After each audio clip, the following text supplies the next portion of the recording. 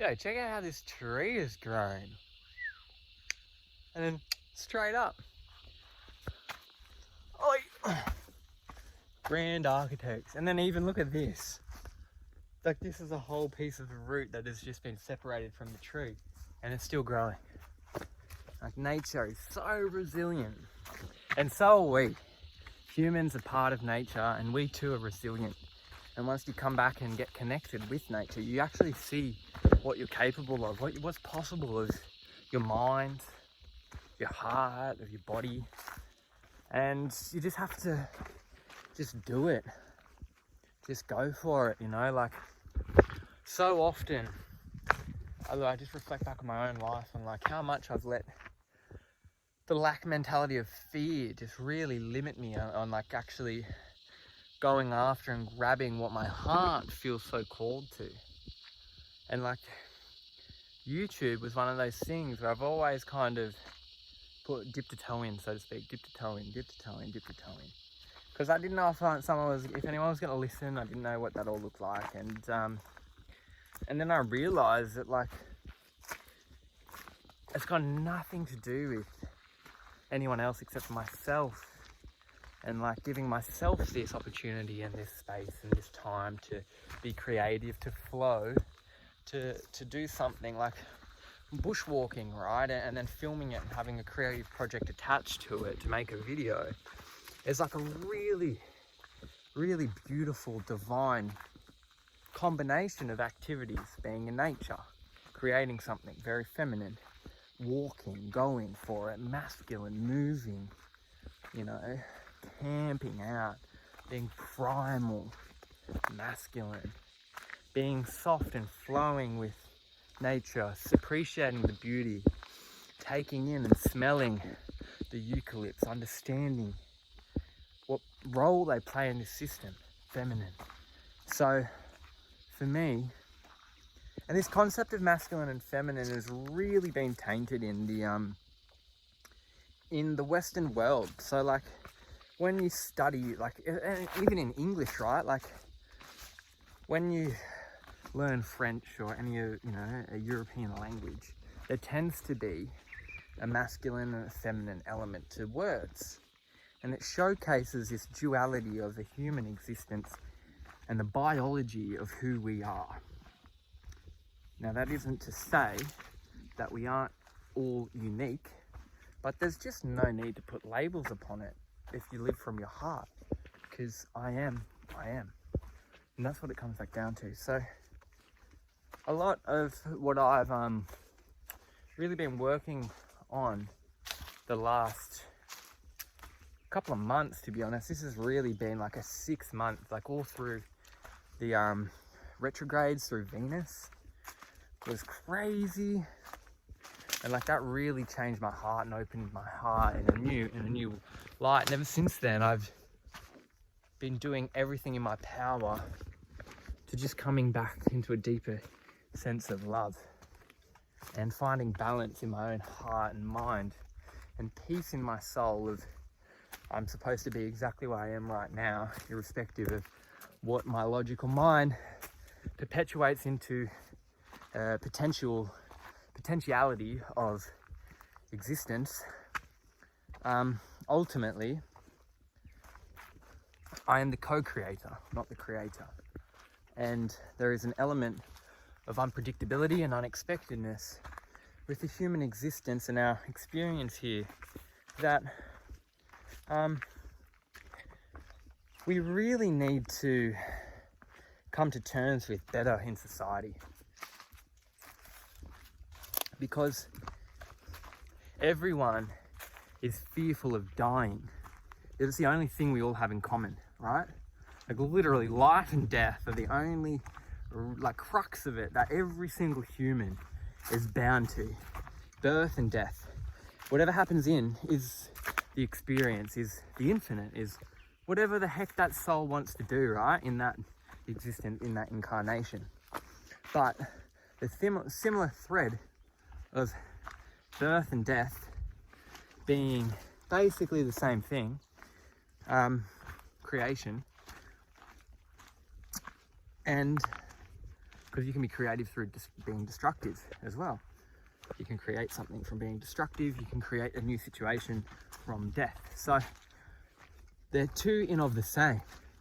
And this is a lot of where the fear comes from, right? Of fear for being accepted, fear for dying, fear for, well, at least these are my major fears, you know, that I've had to really peril with, being accepted in society.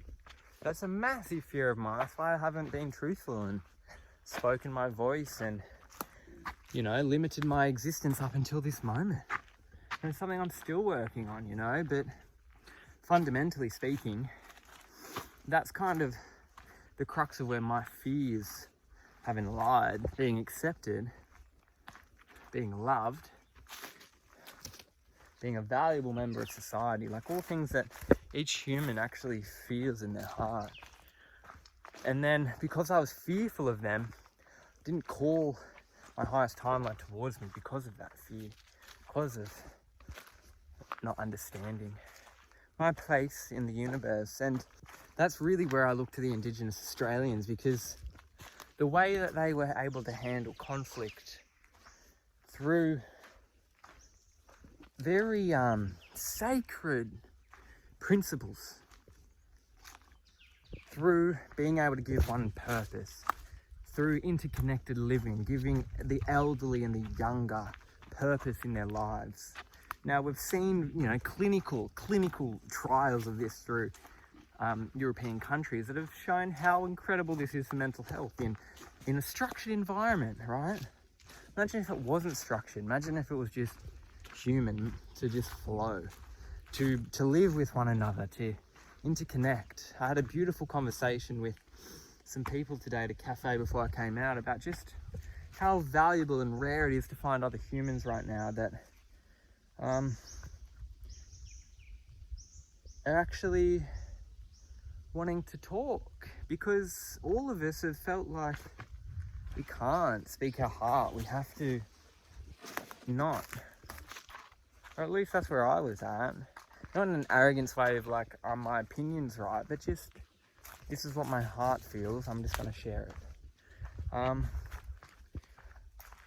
So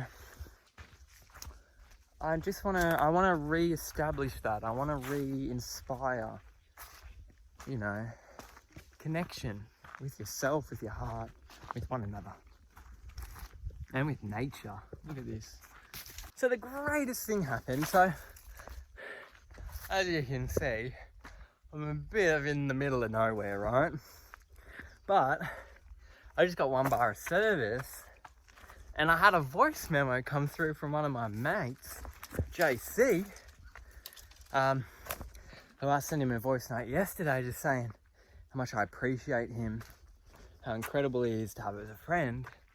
And I wasn't really expecting anything back, to be honest, because, you know, he's a dad and everything, but I just wanted to know that I appreciate that brothership that I've got with him, because he highlighted our friendship isn't ego driven, it's just like supportive as brothers. And that's something where, just to chime in on back to conversation about the Indigenous way of life, is that the brothership, all of these, like the competition narrative between women and men and men, and then like competing to then like ownership of this and that and conquer, and all of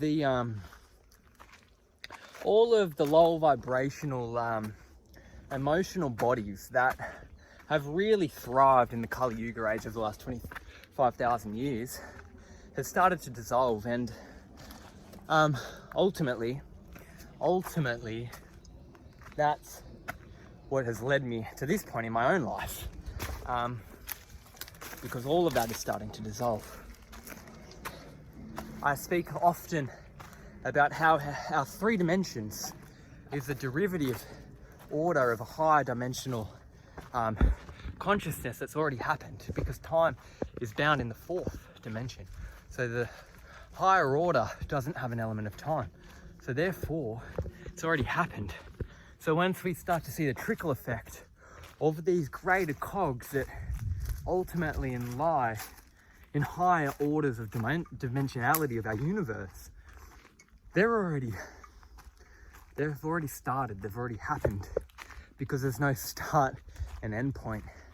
And that aspect of it's very hard to conceptualize, because we have been conditioned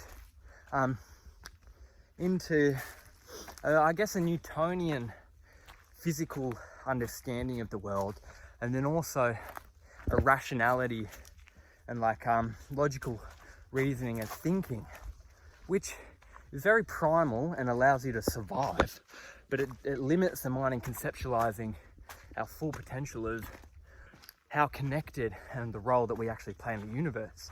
So ultimately, once you clear and remove those lower emotional bodies, those comparison, fear, hatred, spider. Oh, not enough spider. So yeah, I just wanted to speak on that, because a lot of male friendships get only surface level. At least in my own life, I've had no fault of anyone's, right? But we're just, especially men, we're just not encouraged to speak from a very young age. And we've all been taught as men that we aren't very good with our emotions. We shouldn't be able to know what our emotions are. That's why a lot of men and boys shut off and don't know what to say, because, to be honest, they don't know what to say because they haven't been taught at a societal level on what understanding their emotions means and the clarity that brings. And so that is the tea, sis.